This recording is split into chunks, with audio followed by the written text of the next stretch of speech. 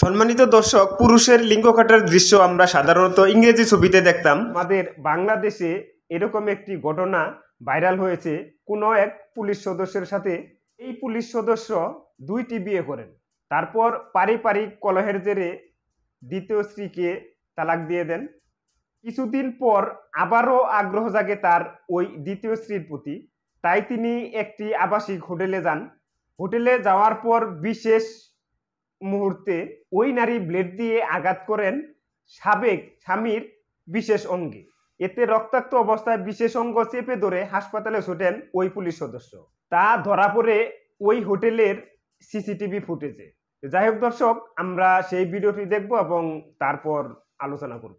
ওই পুলিশ সদস্য কিন্তু তার বিশেষ অঙ্গ ধরে ছোটাছুটি করছেন এবং তার পিছে পিছে কিন্তু ওই মহিলাটিও বেরিয়ে যাচ্ছেন।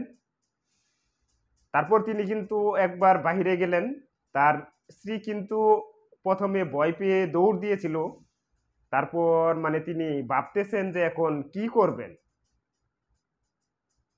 সেখান থেকে দৌড়ে পালিয়ে যাবেন নাকি তার স্বামীর কি অবস্থা হয় সেটা তিনি দেখবেন।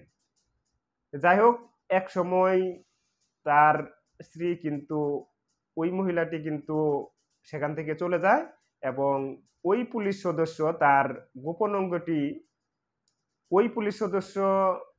তার বিশেষ অঙ্গটি ধরে হাসপাতালে ছুটে যান।